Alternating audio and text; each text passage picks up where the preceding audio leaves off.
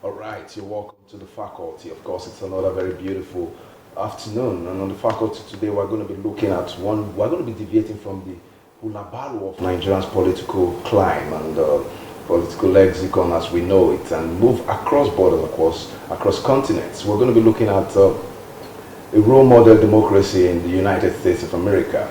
In November, the presidency will be open for election, and of course, two candidates.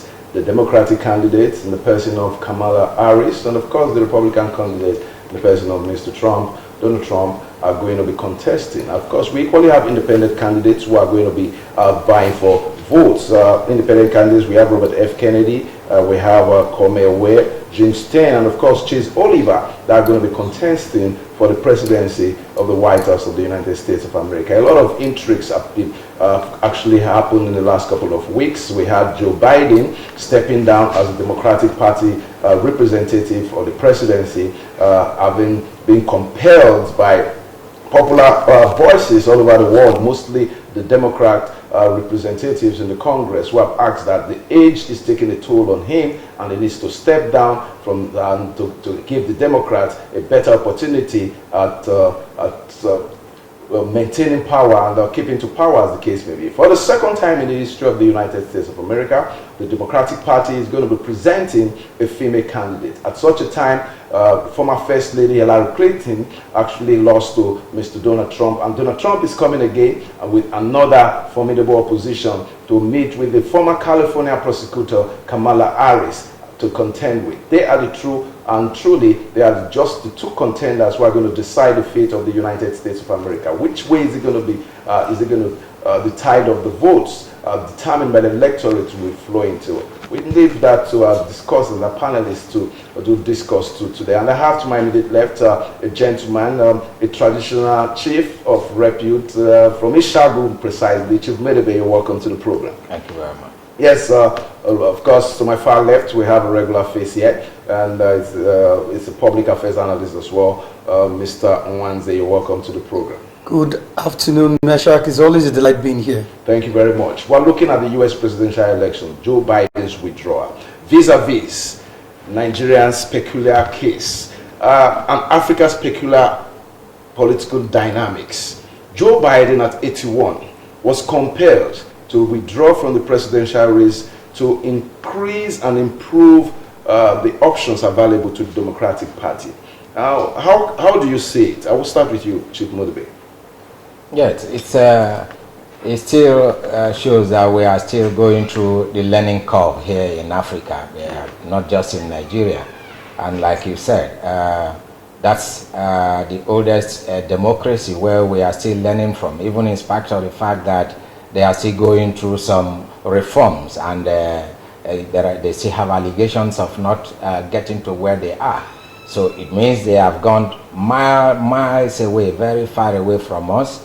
And in spite of us trying to copy and emulate what their own democracy, we are still not willing to yield to those precepts, the principles of democracy that will ensure that the right things are done. The voice of the people, they say, is the voice of God, and it's always easy when somebody is in a position of authority by the people, and you hear also the cry of the people to say, no, hey, you won't be able to do it better this time, you need to step down. And he listened, and he was able to weigh in and see that he is also, by age and his health, that he won't be able to carry on, and he stepped down.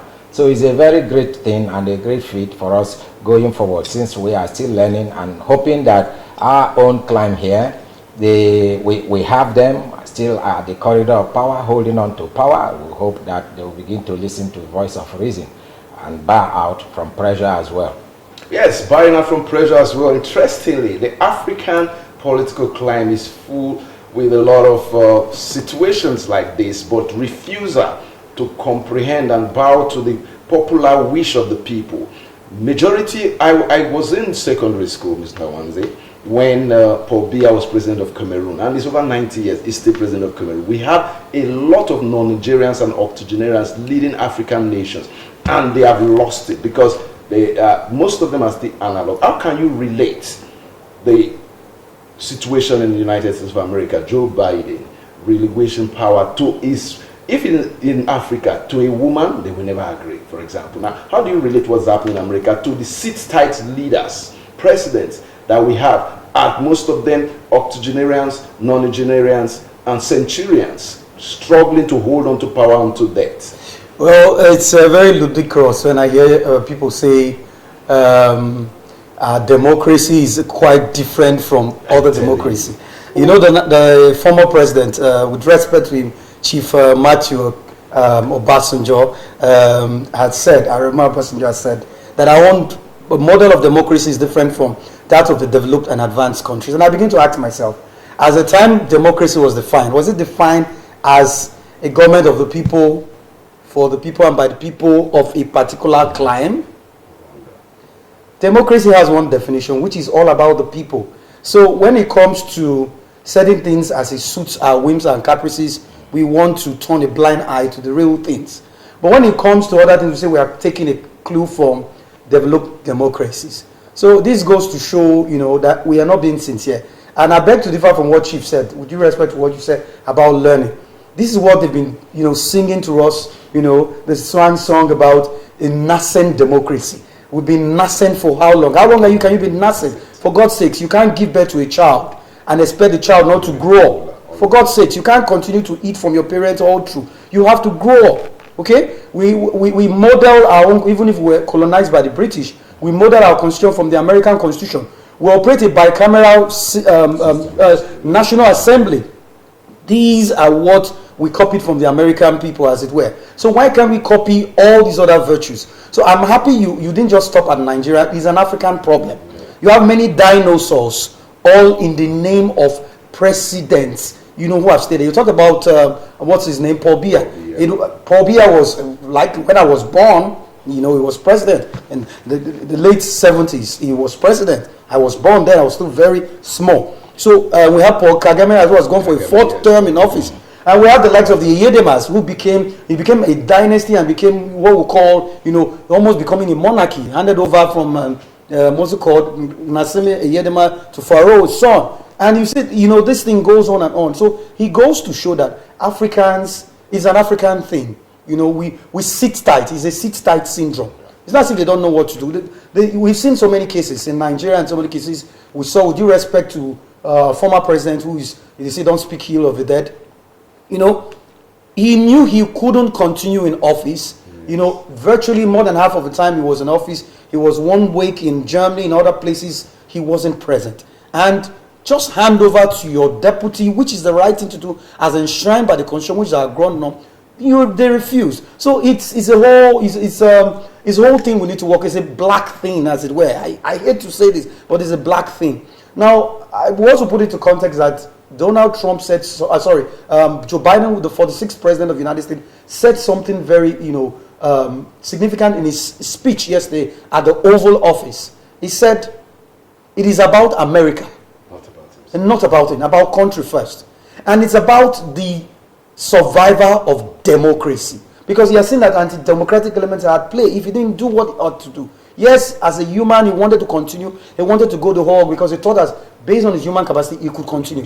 But he looked at it, he analyzed it and said, no, for the good of America. So how many of us, how many of our African leaders can say, for the good of my country, I need to step aside and let another person, and he used a very, you know, promising word, let's have the young voices, let us fresh voices.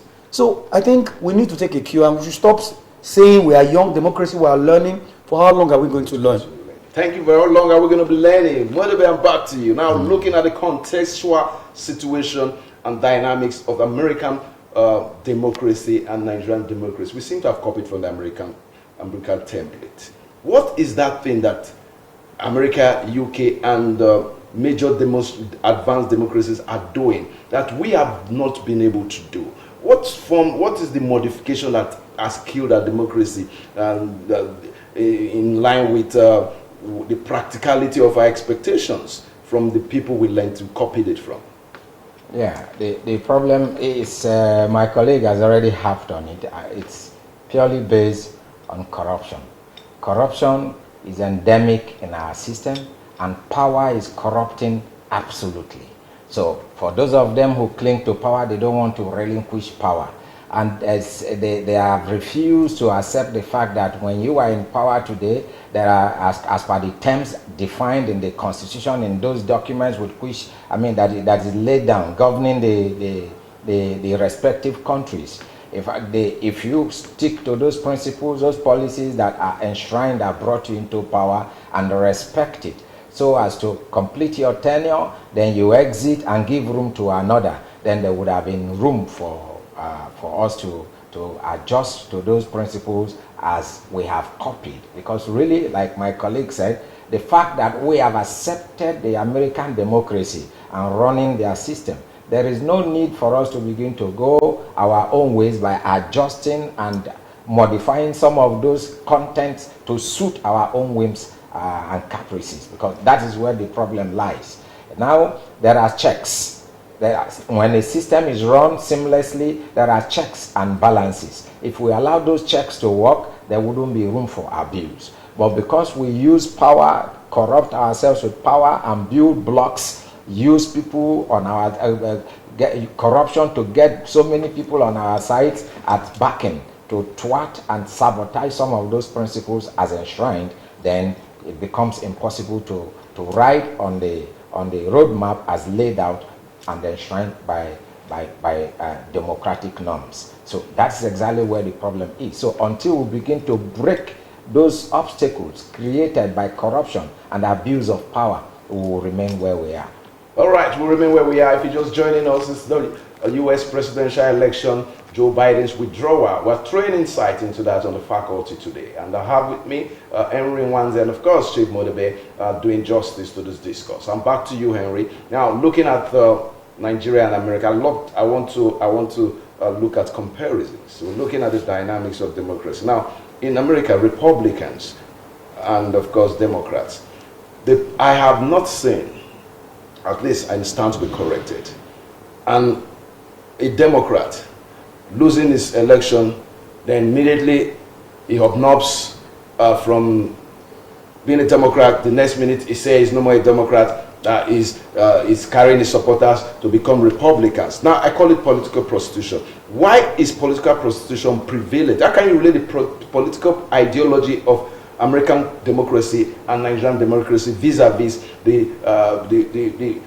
obnobbing, or rather, I don't know what to use for it, but the movement of political players from one party to another, back and vice versa, without recourse to political ideology. Republicans, they have been generational Republicans. The Reagans have been generational Republicans. From the Bushes have been generational Republicans all their lives. 3 generations of a family has been Republican. Generations of families have been Democrat. You don't hear that this family today you are shifting to Republican because you lost your council election, because you lost your governorship election, or because they say they didn't give you ticket because you are offended. Now, why is our politics different? It's very practical politics. It's very simple, and that is why I will still continue to say we shouldn't just go under the excuse that we're still learning. Now, look at it this way. We do not practice an ideological based type of politics. That is just the truth. I will tell you this for free. The kind of politics we operate is an interest based politics. Yeah. Where my interest lies is what matters. If my interest lies in party A today, I will stick with party A. And if my interest, or I cannot feather my nest in party A, I move over, or I will, as we say, I will port to party B. Yes, that's right. As the case to be. And at the time, we have this crazy stuff in our lexicon, our political lexicon, called cross-carpeting. I mean, it beats me. How can you? It really shows. For the average Nigerian, for a politician who is not able to stay in one place, as it were, it goes to show how inconsistent, how incoherent such an individual is. And if that kind of person brings that to bear in the governance, it shows the person will be incoherent, will be inconsistent with his policies and decision making. You are supposed to be in one place, but the problem is there's no ideology. Forget all these manifestos. This party will come up and say this. They come up with also agenda and the rest of them. They are just doing that it's just mere rhetorics for the optics. There is no ideology. You rightly said about the Republicans. You rightly talked about the Democrats. These are parties that have over the years been identified. We all know the Republicans are pro-life, and you know the Democrats are up against abortion and some stuff like that. Like Kamala Harris, he has a strong stance, you know, on the issue of abortion and stuff like that. You know, these are things you already know these parties with, and you're born into it. So not until we make our politics about ideologies, and we'll talk about ideological differences, then we'll continue to hobnob, like if I want to use your word, or cross carpet, or junket from one party to the other. That's just the issue. Now, recently we said they had Senator Ayin Pius, and the former Senate president, now has moved to the APC. And you hear a politician who will say with his one mouth, in one breath, forgetting that you heard Wike said something about, with due respect to him, the Minister of the Federal Capital Territory, that how can you leave malaria and go to leprosy or something like that, when he was trying to describe going from PDP to the APC, and he's having under the APC government. And we have so many other cases, like FFK and the rest of them has spoken so many, or gory, unprintable words. That's the word to use. So many words, so many vituperations on this party, and the next minute you see them again on the same party you kicked against. Even the presidential candidate of the PDP at the last election has gone back and forth. So the bottom line is that not until we practice an ideological based politics, we'll continue to see this. And this is the reason why the Constitution was amended to take care of that part in terms of the legislators. It has really talked about that of the president and the governors as the deputy governor, as the case may be. Section 68(1)(g) of the 19th Constitution talked about the illegality of somebody who has been elected a senator or House of Rep member to leave that political party that sponsored him, even when the tenure has not expired, to another political party. That person loses the seat. And the same thing for Section 109, subsection 1G, for a member of the House of Assembly who leaves the political party that sponsored you in, even when the tenure has not elapsed. And that's the problem with Rivers. We're going through in Rivers State now. If not that, you know, the powers that be, the judiciary is yet to take a stance on that once and for all. These are issues. So if we must also deal with this, our laws must be able to accommodate against this kind of hobnobbing, which has not been taken care in terms of the executive branch, in terms of the president, the vice governor, and deputy governor. That's only taking care of that of the legislators. All right, still talking. Back to you, Chief Modebe. We're looking critically now. Let's look at those things that have weakened our democracy, basically. You're a veteran, you're a traditional. The role of the traditional institution, the role of the electorate. What are those factors, do you think, that has made the template of style of democracy not be in line with international best practices? It's inconsistency. Inconsistency in our policies and political ideologies, as my brother has highlighted. You see, you have as much as about over 70 political parties or so in the country. But in America, we can easily identify just two, the Democrats and the Republicans.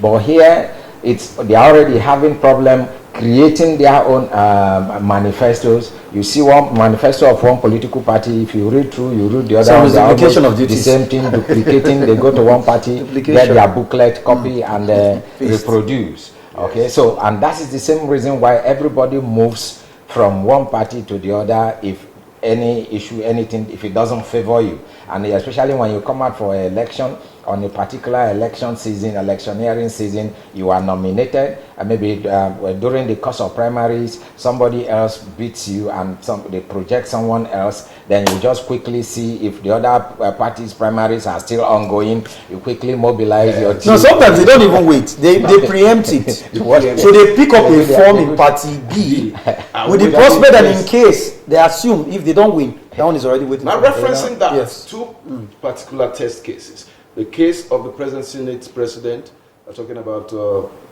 Senator Ayin. No, this is present Senate president. Akpabio, Godswill Akpabio, and the former Senate president, Ahmed Lawan. Both were players, both played a kind of politics that only Nigeria has defined. Yeah, exactly. They contested on the platform of two different political parties. They won One was contesting as president, he lost, and he still went back to his after the elections have been held. And so, what are the fundamental problems of Nigerian style of democracy? So you see, you mentioned the traditional institution. Yeah. For instance, if from the onset we have laid down policies on the political parties, people who are also coming out to represent the respective communities, local governments, states, there should be stakeholders consultations, such that if a traditional ruler and his council members decides, after having screened the people with their character, based on their antecedents and based on their pedigree, and will eventually say, oh, this is the right person we feel will represent us, and they galvanize and have a very good movement in support of that particular candidate, and overwhelmingly vote for that person during the election, and it comes out. Prior to that, the voting, there should be some kind of clear agenda set out for that, whoever is nominated and eventually voted for, such that as he is there, he will know that he is carrying the mandate of the people, and that the people will have a say in whatever he or she does. If he does well, he comes back a second time, they could vote for him. If he doesn't, then he is voted out. But what you find today is a situation where somebody is voted in, and he uses thugs, recruits thugs. And people in those respective communities, they know these thugs, but because money is thrown around, they are compromised. So you hardly will complain. You can see what is going on in the country today after the election, the last election, with the present government, sitting government. We talk about protests building up, gathering momentum at the moment, but you find people in the midst of hunger, in the midst of the crisis problem that is confronting the people. You find very key elements, strong elements in the midst of the people, also building support for the government, okay, and coming out to defend in the public glare. Let me go back a bit to the subject matter, American presidential election. Upon the withdrawal of the Joe Biden, within 24 hours, Hillary Clinton was able to, Kamala Harris was able to get about $81 million US dollars. As announced, about $100 million. From people who were already withdrawing their support from Biden. Okay, and he got over 28,000 people coming out to also make pledges to support his bid. Yeah. Okay, and he has, from amongst he's been able to garner, even before going for the primary, prior to the declaration, he has got over 2,668. Okay, as against 1,900 mandatory number of delegates. Yep. See, that is how democracy works. But here, they force things, they foist it on the people, and they don't allow the people breathe. So we have no say. So until we go back to the drawing board, and until the people really, because the power resides in the people, until they wake up and begin to forget about the issue of somebody coming to throw some naira at you, and with the few nairas that we just used to make a pot of soup one night. And now let's look at Nwanze, let's come back to you. Let's look at the role of the electoral umpire in the United States, for example, and look at INEC. What is the role of is the Independent National Electoral Commission in Nigeria truly independent in dispensation of electoral processes? And look at it in vis-a-vis the Electoral College of the United States. Well, before I get to that, let me just quickly chip in on this issue of our problems. But the problem we have in our country too has to do with our politics being money-based. Yes. Now, let me tell you, our politicians, with due respect to some of them, they don't have any other livelihood or means to make a living. Exactly. So, like somebody will say, that's their farm. So you see their investment, everything is there. Investment. And you see, there's a lot of money being thrown to buy party nomination ticket, interest form, and when you get there, a lot of juicy offer and stuff like that. So the politician will do everything he can to ensure he sustains himself in power and do everything he can. So most of the things we're talking about is trying to de-emphasize the use of money. You saw the issue of the snap elections held in the United Kingdom. I was watching the debate here yesterday between Keir Starmer, the new prime minister, and now the former prime minister or outgoing prime minister, and now the leader of the opposition. I'm talking about Rishi Sunak. These are advanced democracies. So not until we disabuse ourselves from money politics, make it, like people are said part-time. When you are out of there, you go out and go back to your business, okay? These things will solve it. But when there's so much money pumped into the system, so much is dependent. Now, you said one word there about our Independent National Electoral Commission, juxtapose it with that of the American Electoral College. The word there, I think, is a rhetorical question. The word there is INEC really independent? That's the word. So it's not about nomenclature saying independent. They are not really independent, as it were. Now, the enabling laws that have formed that INEC are still very faulty at best. We have made many attempts in the future, or rather in the past, as it were, to ensure that INEC is formidable, to ensure that it's really independent and be able to carry out its functions as encapsulated in the Constitution. We have different electoral, the last one held electoral 2022, and at some point we heaved a sigh of relief and Archimedes said, Eureka, I found it. And so we thought we found it. And when we got to the point of electronic transmission of results, and it got to a point that it was very laughable, that INEC now capitalized on a lacuna. There was a lacuna. And I think that lacuna was set there for a purpose. Yes. Yeah. Because I keep saying, if you must make any law, don't make it be ambiguous. That law should be pellucid, should be clear, unambiguous. So they capitalized on that fact to say, yes, that is just a portal. We may or may not transmit results through that way. We may transmit it, electronically or not. Yes. And you get what I'm trying to say now. So it has to do with the enabling laws, and sincerity of purpose. Because who are the beneficiaries? Those in the Senate, those in the House of Reps, the governors, the elected officials. So they will do everything possible to ensure they entrench themselves in power. So these are the problems. INEC will not on its own wave the magic wand. The the chairman of INEC, Mahmoud, cannot do wonders because he has his limitations. Okay. So it's about having it, like we have in other countries, in other climes, it's about systems. Systems work, systems are stronger. But our systems are broken. Yeah. Not only our systems are weak, and you have stronger systems compared to stronger individuals that we have in this country, we'll still be like this. Now we're looking at that's beautiful, that's Biden and Kala. Now we're looking at two different political and democratic climes, the United States and Nigeria vis-a-vis in relation to the Joe Biden's withdrawal. Now let's look at it from this perspective, Chief. We're looking at now in America, the people is supreme. The people tend to be supreme. Yeah. The people are supreme rather. In Nigeria, they will tell you party is supreme. Why? What is the, both of you? I want your perspective on this. And in the United States, people are supreme, but in Nigeria, party is supreme. Politics is supposed to be people-oriented. The people should hold the power. Power belongs to the people. That is for the United States, and that is why a lot of policies are people-driven. And because the people have spoken, the politicians yield to the voice of the people. But in Nigeria, the people have been compressed, have been pauperized, so their voice has become more like an echo. The people are not in charge.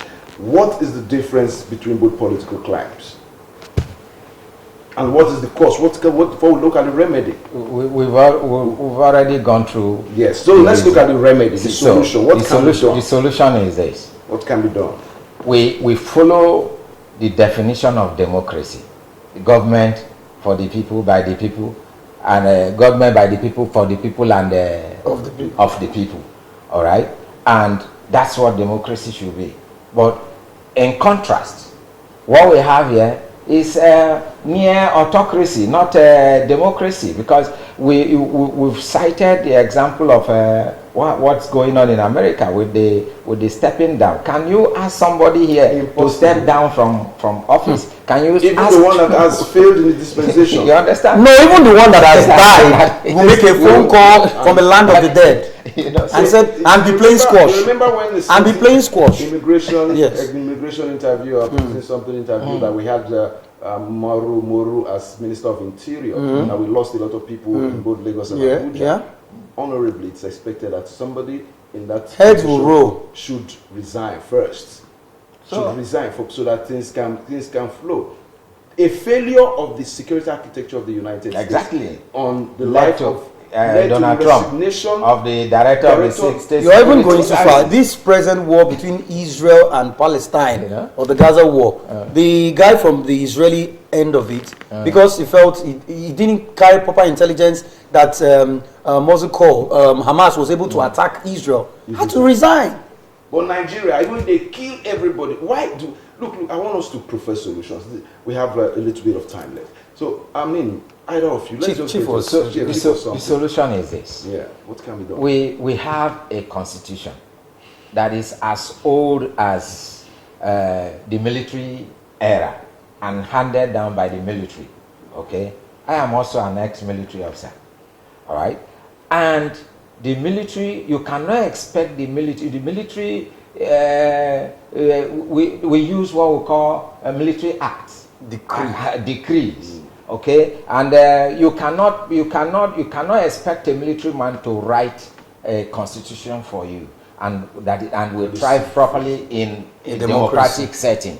All right, democracy has to do with people that are elected. You have representatives that are elected by the people, and they are given that constitutional right to make laws. So, and laws, prior to making any law, it goes through circles of modification and vetting before it is passed. Okay, it goes through debate, and they will have to get feedback from the people that they represent prior to passing. That's what it's supposed to be. So we need to go back to that constitution. We need to do the right thing. We need to put serious checks to these people who are abusing power, using all the money they have stolen to create serious barrier to change. So that is the first step. Now, that's a nice one, but however, there's a caveat. Now, I'm coming to you with the caveat. Now, in 2014, the Federal Republic of Nigeria, federal government, and the people of Nigeria through 452 representatives of the people, the 36 states, and the federal, and the, of course, and Abuja, inclusive National Conference, the informal sector, were represented in a national conference with 1.97 trillion naira of taxpayers' money spent for 6 months. And the confab came with a modification of the 1999 Constitution. Until date, what you have said is interesting, which is the truth. But to date, that confab would have resolved 75% of our problems in helping to modify the Constitution. Why? The National Assembly will be part-time. Because right now, even it's supposed to be part-time because what they do there and all that. So let's look at the 2014 confab. I want you to build on what they have said in relation to the 2014 confab. Well, we can go on and on talking about this issue. Just like I said, it's a rhetorical one. We all know the problem. You know, there is a great difference when you go to the doctor. You don't know what's wrong with you. He diagnoses you and say you have malaria. You don't know. The doctor is telling you. And there's a great difference when you've been diagnosed. Well, and you know how you have blood pressure, BP. You know you have to take your BP drugs, or you have diabetes. You have to take your medicine as and when you religiously. We know our problem in this country. We refuse to deal with it. Reason because we lack what we call political will to do it. Now, people have blamed the Buhari government, and I said no. Blame the Jonathan administration. I'll say this. Nobody has said this. I'll be the first person to say this. The report was submitted in 2014. Good. So it's lack of political will. I will say it any day. I think you have That's the truth. So let's start buck passing. Yes. You had the opportunity to make history. You did the right thing, and it got to the point, and you've gotten to the political Red Sea. You could not even, stretch out your rod for the Red Sea to part away. For God's sakes, we were there. Yeah, we've been advocating for sovereign national conference. Yeah, we didn't have that sovereign, but we had something of that nature. And I can tell you for free because some of them filtered, and some of the recommendations were going to be life-changing for our country. Seriously. What happened? Jonathan could not have the balls to be able to go and open that report, and we just wasted money like that, and nobody's talking. I mean, it's a joke. It's a big joke carried too far. And so successive government, which is normal, you know, we're always good at policy somersault. This one comes and says he's doing Operation Feed the Nation. This one comes and says MAMSA. This one comes and says Green Revolution. This one comes and says SAP. Stuff like that. So we cannot go anywhere if we do not have the political will. The bottom line, if you like to convene 1,000 national conference, sovereign national conference, if you like to change your constitution, like the 99 constitution has been, the constitution has suffered many alterations. You said something which is very significant. And they say we the people. It's not we the people. A few persons came into the room. And some political people who are used to fiat, military fiat, and set up a constitution. And that's why the constitution has not recovered, because we have so many alterations. So the bottom line of everything we're saying now has to do with our attitude to the way we do things and the political will. Not until we have that political will to say, yes, no matter whose ox is God, we'll do certain things. We will still be where we are. We'll still be in Egypt. Nice one, and then we're getting to the climax of this beautiful program. Of course, it's the faculty. I've got two discussants, Chief Austin Modebe and Mr. Henry Nwanze, doing justice to this discourse. Time is not always on our friend. Please, rounding up, one word for Nigerian politicians in relation to Joe Biden's withdrawal. Age is a factor in leadership. Forget those that tell you experience. Because as you are aging, your intelligence quotient is degenerating. You're from being digital, you're becoming analog. So I want us to really tell Nigerians the truth. I mean, you young men are very intelligent from your discourse. So I want you to help tell Nigerians to sell the message to them. Joe Biden withdrew is at 81 because he felt the voice of the people was stronger. So what's your advice? My advice is that to Nigeria, African leaders, Nigerians, and the people of this country should be able to brace up and understand. Myself personally, I have children. Today, there are certain things that I see on my phone. I don't understand. But when my kids pick it, I just get amazed. I'll be looking at them, so I'm wondering. So the same way, leadership requires that you should be up and doing. You should be, the brain should be active. Your strength should be strong enough, because you don't carry the life of entire nation on the shoulder that is shaky, on the hands that is shaky, and brain that is already losing steam. That is just the truth of the matter. But because of corruption and people coming to bamboozle the people with rhetorics, with stories, we buy into this and allow it to thrive. Time has come that we should say no to this. Leadership requires vibrancy. Yes, if I can remember the quote of a very good sage said, God give us men who the love of office does not spoil, or give us men who the love of office does not destroy, and stuff like that. We need men like that. Men who are not made from heaven. They are Nigerians, they are Africans, who would have the political will, the balls, to say, it doesn't matter if Meshach is my brother. If Meshach is not doing well, you are fired. Exactly. And like we would say, you see the way, those on the word, sorry to use the word, operates. They put round pegs around. They find somebody who knows how to drive. They find somebody who knows how to pickpocket. They find somebody who knows how to operate the computer. If we put round pegs in round holes and not square peg in round holes, we'll get things done. Our leaders need that political will to get things done. Our people should know that the first office, which is the office of the citizen, the first citizen, is the office of the people, and which is more powerful. And not until we get that right, we'll still be in this Egypt and will not get to Canaan. All right, it's been interesting discussing the U.S. presidential election vis-a-vis Joe Biden's withdrawal, and of course trying to relate it to Nigeria, nay, African situation in terms of leadership. We've had an expose on this discourse today, and I've had two discussants who have done great justice today. I appreciate you very much, Henry Nwanze. My pleasure. And of course, Chief Austin Modebe. I highly appreciate it. Thank you. I hope when we call on you again, you will oblige. Oh, very well. Thank you. Yes, it's been a faculty, and of course, faculty today ends with a very beautiful message of rebranding Nigeria again, especially in the area of leadership. My name remains Misha Koza, your anchor for today's program. Have a blessed day.